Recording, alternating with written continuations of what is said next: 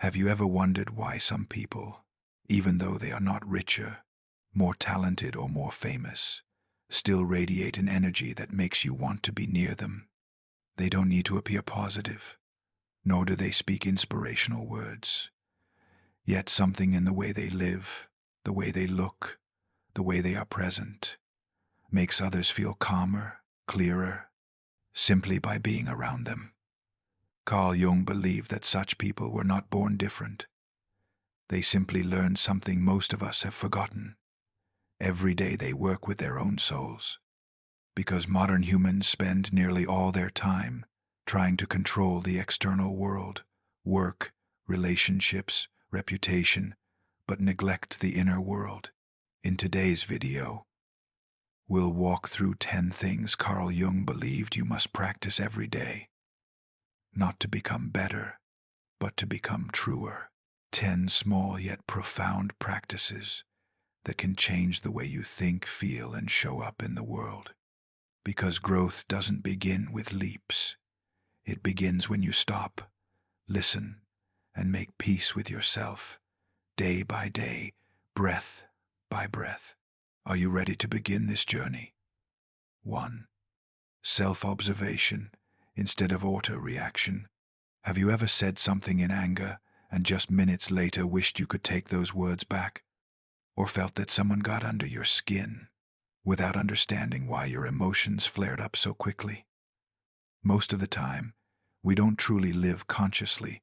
We're merely reacting, not choosing. Carl Jung once wrote, "Until you make the unconscious conscious, it will direct your life, and you will call it fate." Self-observation is the first step to breaking that cycle. It's not about forcing yourself to think positively, but about learning to pause before the first reaction. Reaction is the voice of instinct, while observation is the voice of awareness. Between those two moments lies a very small space, but it is precisely within that space that freedom begins. Imagine you're driving, and someone suddenly cuts you off. The automatic reaction is anger, honking, cursing. But if you pause for just 1 second, take a deep breath, and watch that anger, something strange happens. The anger starts to dissolve. You realize you are not the anger. You are the one witnessing it. In that moment, instead of being controlled by emotion, you become the observer watching emotion pass through. When you're no longer swept away by each emotional wave, you start to see what lies beneath your reactions. Perhaps fear of being judged, the feeling of not being loved, or an old memory that triggers defense. And when you recognize the true cause, you no longer need to control yourself. Awareness alone takes away emotion's power over you. Just as turning on a light makes darkness vanish naturally. A friend once told me she often got angry at slow co-workers, but after keeping a nightly journal about moments that triggered her, she discovered that her anger wasn't towards them. It was toward the part of her that feared she wasn't good enough. Each time someone worked slowly, that fear was activated and disguised as irritation. By observing it long enough, she realized the anger didn't come from outside. It was a mirror reflecting her inner insecurity. Self-observation, therefore, is a quiet form of healing. It doesn't require you to change instantly, only to be there and see. Each time you pause, you send a message to the unconscious. I am ready to see. And when you see, the unconscious begins to open, no longer as your ruler, but as your ally in growth. You can start with a simple practice. Each day, write for 5 minutes about what triggered you the most. No need to correct sentences, just raw feelings. I felt angry when. I felt hurt when. Gradually, you'll notice repeating patterns, the same kind of people, situations, emotions. Those are the footprints of the unconscious surfacing. Once you see them, they lose their hold on you. That's the power of self-observation. Quiet, unpretentious, yet transformative. It is the art of one moment of stillness before reaction, 1 second that can change how you speak, how you love, and how you live. Number 2, balancing doing and being. We live in an age that worships action. Everything revolves around what to do next, finishing projects, achieving goals, improving oneself. Society makes us believe that if we stop, we'll fall behind. But Carl Jung saw the opposite. The soul doesn't grow in speed. It grows in stillness. Imagine your mind as a lake. When the water is constantly stirred by endless doing, its surface turns murky, unable to reflect anything. But when you pause, let the wind calm and the waves settle, the water becomes clear, and you begin to see the true image of the sky, of yourself. In that moment, you don't need to do anything more.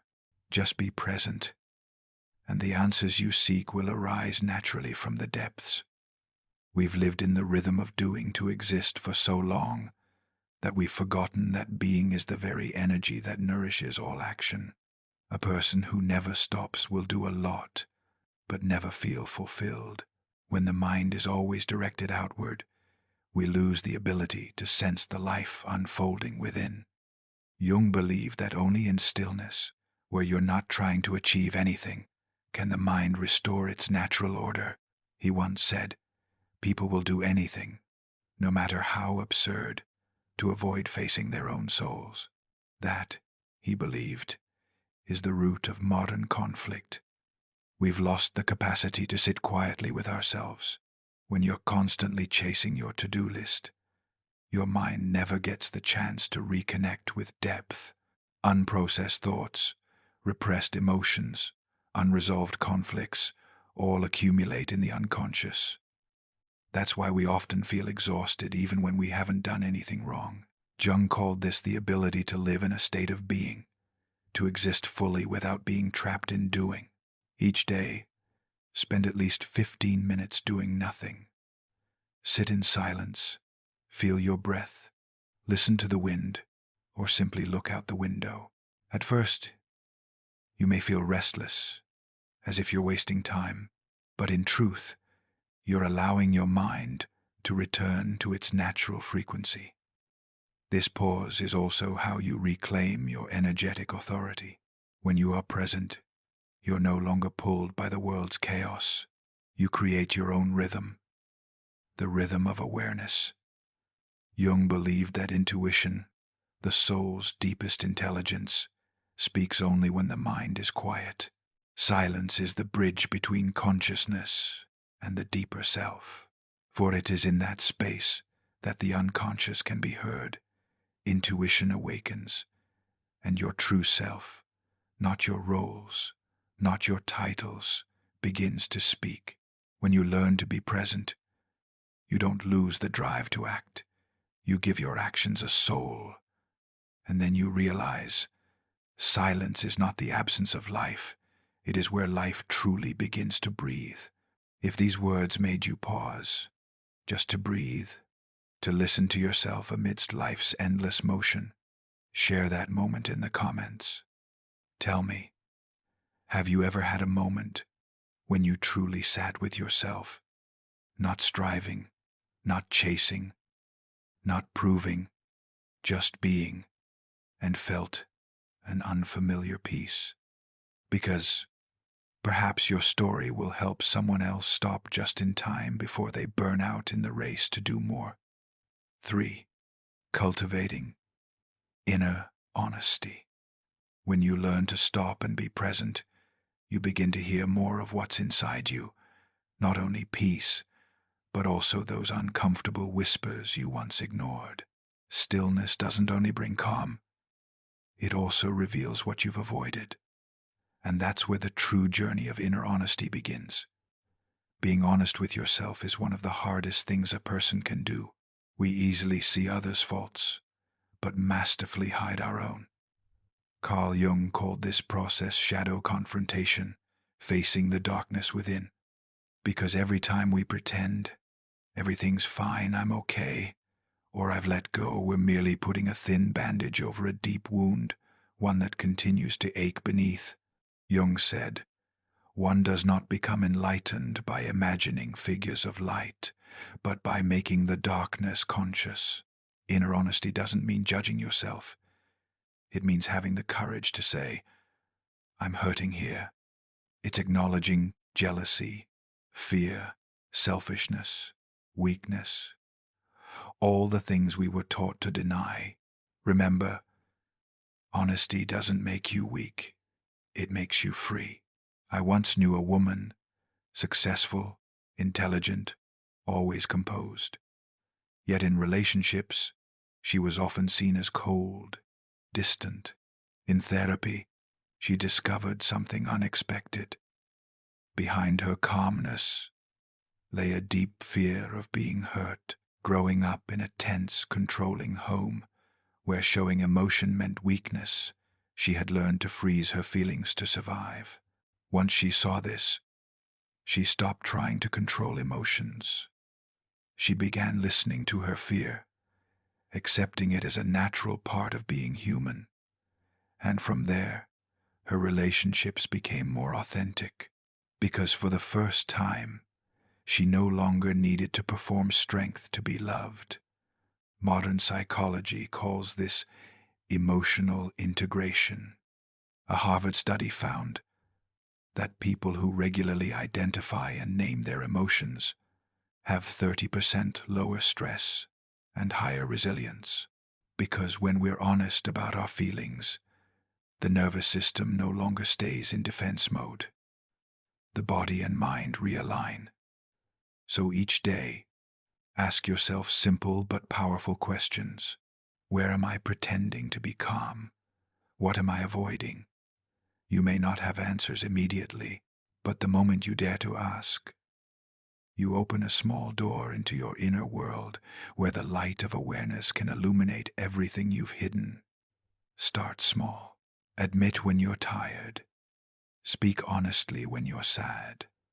Or simply breathe deeply instead of forcing yourself to say, I'm fine.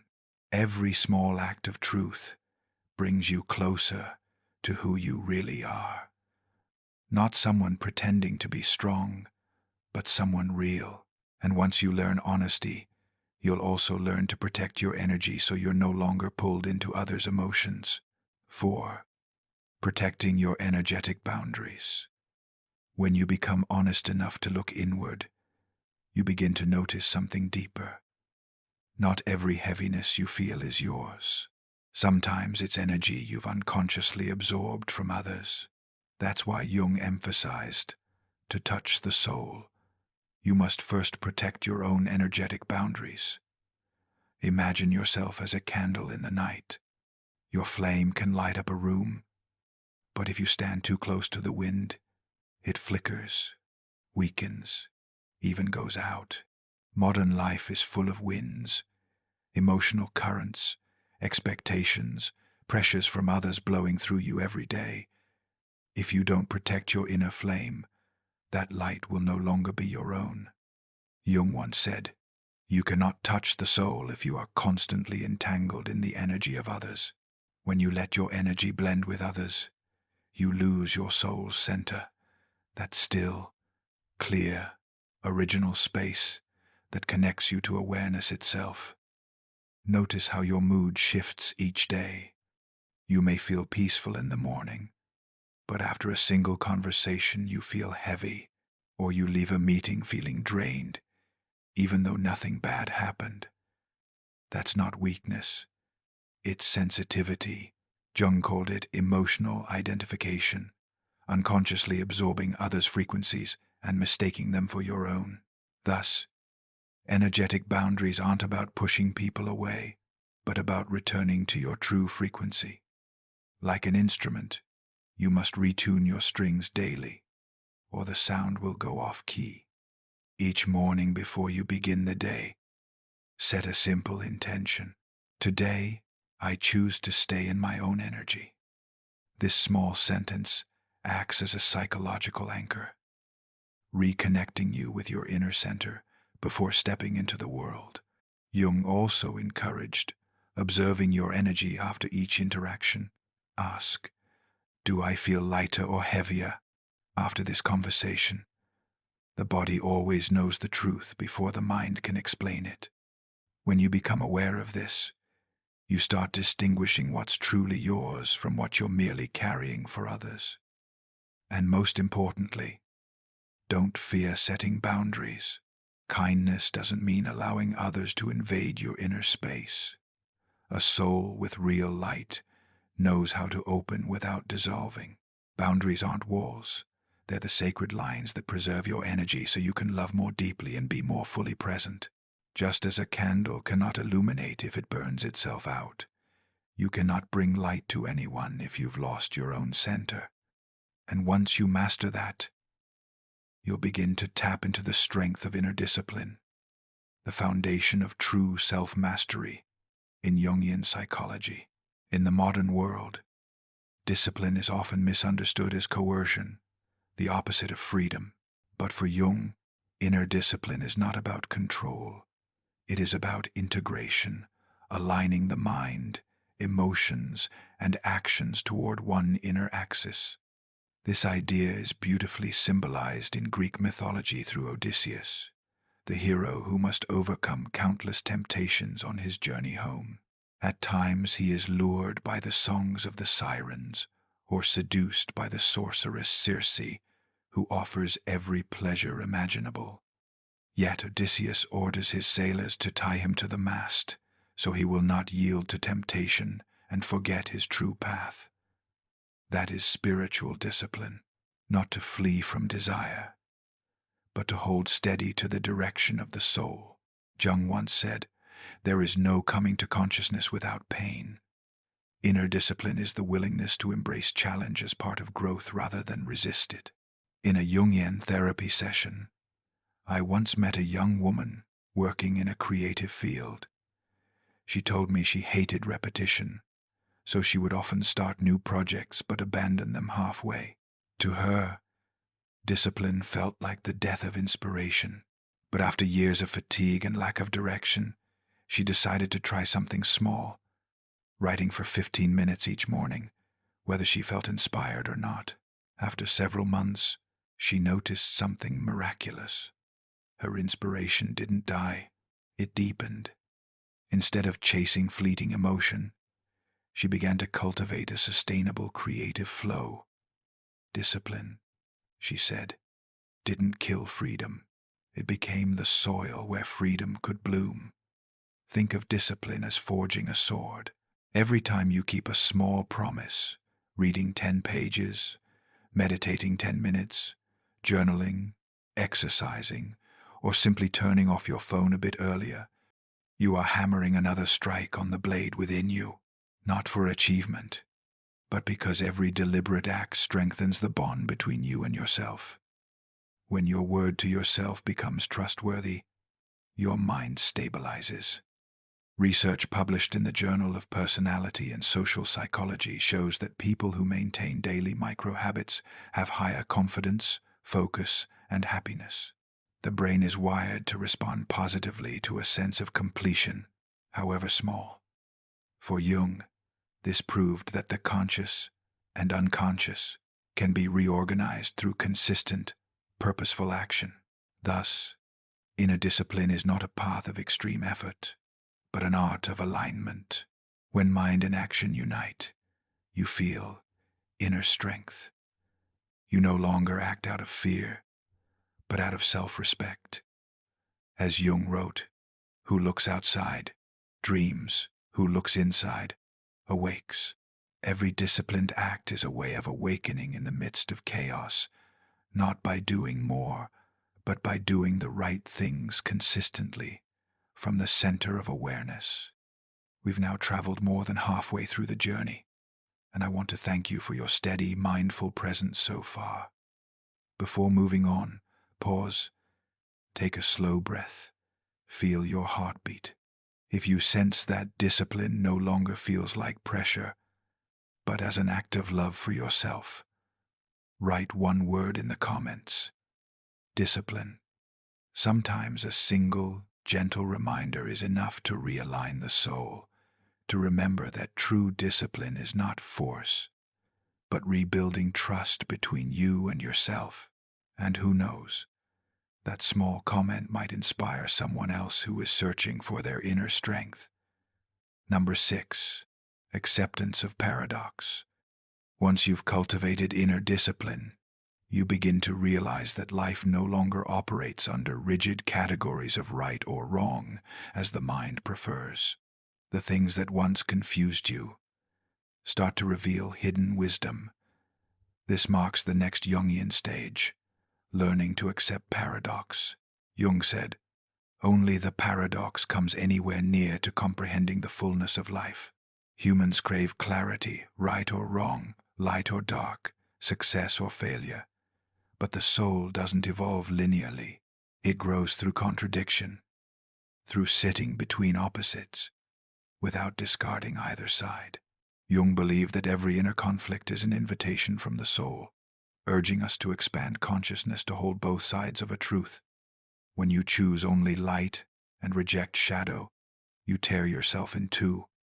But when you dare to see both, integration begins, and that is true maturity. A woman once told me she hated feeling weak. She always appeared strong, controlled, emotionless. Yet after a painful breakup, she was forced to stop. In therapy, she discovered that the weakness she despised was precisely what made her human. She learned to accept that she could be both strong and vulnerable, that these qualities were not contradictions, but complements. "I thought I had lost my edge," she said, "but in truth, I was only learning how to let my heart soften." That's the paradox Jung spoke of. True strength comes from the courage to be tender. Real light doesn't come from banishing darkness, but from illuminating it.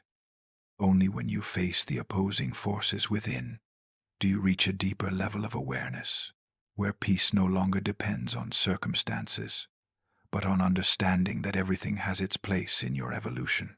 Modern research on paradoxical thinking at Stanford University supports this. People who can hold two seemingly opposite beliefs, for instance, "I'm confident and I have much to learn," tend to be more creative, calm, and resilient. Their brains don't rush to close the case, but keep open space for integration rather than opposition. Jung called this the union of opposites. Conflict doesn't destroy you, it unites you. Each day when something doesn't go your way, try shifting the question from "Why is this happening?" to "What can I learn from both sides of it?" When you can do that, you cease being a victim of difficulty and become a student of life, someone who knows that every paradox carries a hidden invitation to grow through acceptance, not control. And when your soul is nourished in this way, you start to hear the subtle signals, the unconscious sense, symbols, dreams, coincidences. All of them are the soul's language, reminding you that the sacred isn't somewhere far away. It lives in every act done with presence and love. Number 7. Soul work in the ordinary. Carl Jung believed that the soul isn't found in grand moments, but in the most ordinary acts of life. He wrote, "In all chaos there is a cosmos, in all disorder a secret order. Beneath the noise and fragments of daily life, an invisible order is always at work, the order of the soul." Imagine the soul as a garden. It doesn't flourish from sudden storms of rain, but from gentle, steady watering. Every time you brew tea in silence, write a few lines in your journal, or walk slowly under the sun, you are watering that garden. These acts may seem trivial, yet they are the soul's rituals. The soul doesn't need dramatic change to awaken. It just needs to be heard through the simple things. We often think growth comes from big achievements, but maturity begins when we live fully within the small, repeated gestures of daily life. Think of Mother Teresa in Calcutta. What moved the world was not her speeches, but the way she bent down to hold the dying, washed wounds, smiled for seconds that held eternity. She said, "Not all of us can do great things, but we can do small things with great love." That is precisely the spirit Jung described, the soul nourished through small acts done with vast love. Likewise, you don't need a distant spiritual journey to find yourself. Start by doing ordinary things with extraordinary awareness. When you wash dishes mindfully, you are meditating. When you write a thank you note, you touch the depth of gratitude. When you slow down to feel the breeze on your skin, you return to life's rhythm, the rhythm your soul still remembers, even when your mind forgets. And in these simple moments, something magical happens. Life stops being a list of tasks and becomes a flow of vivid experiences. A cup of tea becomes a lesson in presence. A quiet walk becomes a conversation with the universe. So each day, choose one small act and do it with your full awareness. Not for efficiency or perfection, but because it's the moment you are truly alive. When you learn to feed the soul through the ordinary, you realize life was never ordinary at all. Only our eyes had grown dull, and as your soul is nourished this way, you begin to perceive those subtle messages the unconscious sends. Symbols, dreams, synchronicities, all speaking the sacred language, reminding you that divinity resides right here, in every act, lived with awareness and love. Number 8. Listening to symbols and synchronicities. There are days when you keep seeing the same number everywhere. 1,111 on a clock, on license plates, on a coffee receipt, or you think about someone all morning and they message you that afternoon. Sometimes you dream of a strange image, and a few days later, something in real life mirrors it. That's not coincidence. For Carl Jung, it is synchronicity, meaningful coincidence, the way the unconscious communicates through symbols, signs, and seemingly random events. Jung believed the unconscious doesn't speak in logic, but in symbols, sending messages through dreams, intuition, and chance encounters. Whenever you pay attention to them, you open the bridge between consciousness and soul. A woman once shared that after her mother passed, she kept seeing white butterflies in her room, on her balcony, even in dreams. At first she thought it was chance, but she realized every time she felt lost or hopeless, a butterfly appeared. For her, it wasn't just a symbol of her mother, it was a reminder of continuity, a whisper that love never dies, it only changes form. In the Bible, Jacob's ladder is a beautiful image of how the unconscious speaks through symbols. In his dream, Jacob saw a ladder stretching from earth to heaven, with angels moving up and down. From a Jungian view, the ladder represents the connection between the unconscious and consciousness, between the earthly and the divine, the path every soul must climb in its awakening. Dreams aren't illusions, they are inner maps. Jung said, "Dreams are the guiding words of the soul. When you listen to them, you learn your soul's private language, the language it keeps speaking, even when reason forgets." Symbols don't come to frighten you, they come to reveal you. A wave may symbolize repressed emotion. An old house may represent a memory awaiting healing. A child in a dream might be the innocent part of you that longs to return.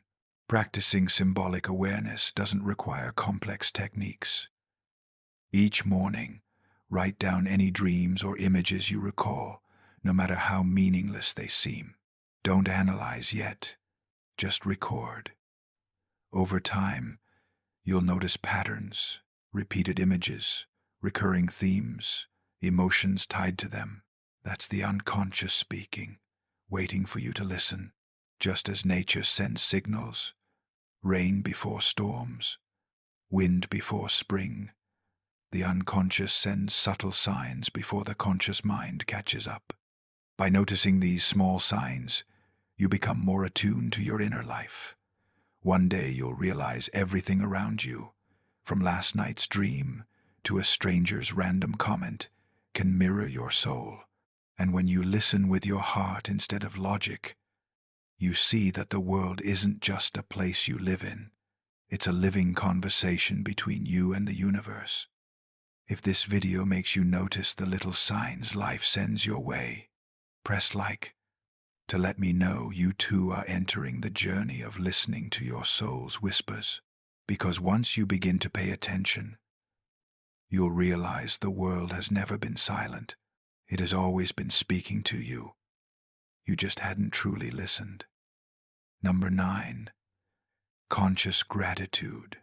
When you start noticing coincidences, symbols, dreams, you understand that life is whispering to you. And the most beautiful way to respond is not by analyzing, but by softly saying, "Thank you." Jung said, "The privilege of a lifetime is to become who you truly are. But to reach that true self, you must first be grateful for the whole journey, including its darkness." For Jung, gratitude was a sign that the mind had transcended the ego, because the ego always wants more, while the soul simply wants to be. Gratitude means you stop chasing what's missing and start seeing the beauty in what already is. When you practice conscious gratitude, you recalibrate your mental frequency. Gratitude is not positive thinking or self-comfort. It's daring to see things as they are and still say thank you. It's when heart and awareness meet, when you stop judging life and start appreciating it. A viewer once shared that after an accident left her temporarily unable to walk, she fell into depression. Every day she felt her body had betrayed her. Her life collapsed. In therapy, her psychologist asked her to write 3 things she was grateful for each night, however small. At first, she did it reluctantly. "I can still breathe. I have friends. I can hear the rain." A month later, something changed. Her mind softened. When she stopped fighting reality, gratitude appeared. Not because life got better, but because she began to see meaning, even in imperfection. Jung called this the reconciliation of opposites. When you're grateful for both light and darkness, you become whole. Because darkness isn't punishment, it deepens your light. Think of gratitude as a small lamp in a dark room. It doesn't erase the night, but it lets you see the path. Each time you say thank you, you light another candle in your soul.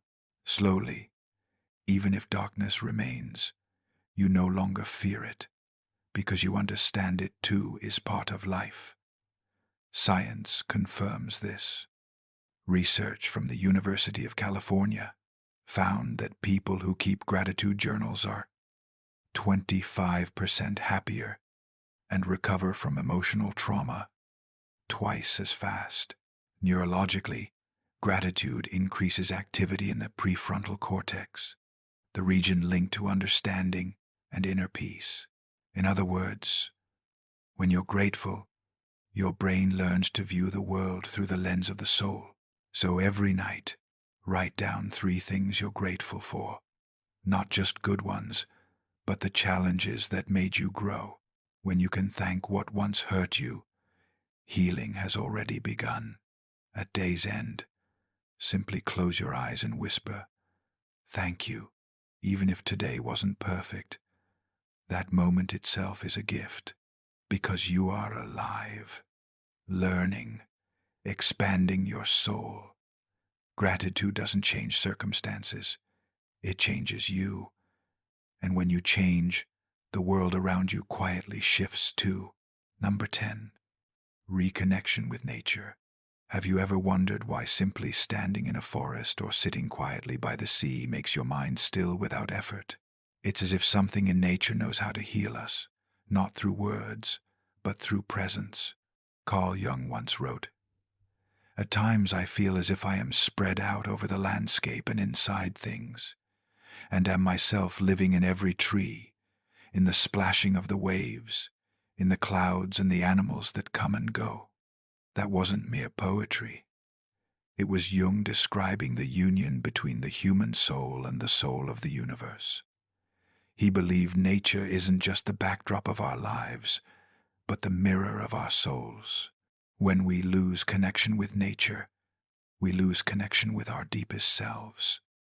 Nature doesn't hurry, doesn't hide, doesn't try to be anything else. It simply is. And in that being, we glimpse the original image of our own soul, pure, honest, tranquil. A woman once shared that after years in finance, she reached total burnout. She tried yoga, meditation, vacations, but still felt heavy. One day she moved to a small town with forests and a river. At first, she just took short morning walks. No goal, but gradually, she noticed. When she walked barefoot on the ground, listened to leaves rustle, watched the sky change color, she felt lighter, not because problems vanished, but because she stopped spinning inside her mind. Nature didn't teach me anything new, she said. It just helped me remember who I was. That is Jung's view of nature. It frees us from the collective unconscious, the layer shaped by crowd and social expectations. When you step outside, touch a tree, watch a bird, or simply listen to the rain, you leave humanity's noise and return to life's primal frequency. In Jungian philosophy, nature is the living symbol of the self, the center of the psyche where opposites unite. The mountain doesn't fight to be taller than the sea. The wind doesn't compare itself to the cloud. Everything coexists, transforms, supports one another in invisible harmony. When you reconnect with nature, you learn inner harmony, how different parts of you can exist without conflict. Jung said he found his deepest balance at Bollingen Tower, the stone house he built with his own hands by Lake Zurich. There he lived simply, chopping wood, lighting fires, journaling, walking in the woods. He called it a dialogue between me and nature. For him, meditation wasn't closing his eyes. It was walking slowly through the forest and letting the mind fall silent. To begin this journey, try a small daily ritual. Spend a few minutes just looking at the sky. No phone, no thought, no analysis. Just look or touch a tree and feel the rough bark beneath your palm. When you do this, you are reopening dialogue with the unconscious. Every breath in nature is a gentle reminder. You belong here, you are not separate. Let every day hold a moment of returning to nature, not to escape life, but to remember you are life. And in that moment, you no longer need to seek peace. You are peace. These 10 Jungian principles are not tips to make you perfect. They are 10 breaths bringing you back to your true self, amid a world drifting from depth. Like a craftsman patiently carving lines into wood, you learn to slow down, observe, be honest, hold boundaries, and nurture your soul through small, repeated daily acts. Quietly, without haste. Yet each conscious moment etches a delicate mark that shapes the form of a mature soul. And if you've ever wondered, what makes a person so calm, clear, and serene? The answer isn't found in learning something new, but in daring to return inward, to listen to the smallest voice inside you. When you practice these 10 principles, you don't just understand Jung intellectually, you live his spirit with every breath. If this video has awakened something in you, a stillness, a light, or simply the desire to live more truthfully, share it with someone who needs it, and subscribe to continue this journey with us. Because sometimes, one person choosing to live consciously is enough to shift the frequency of the whole world around them.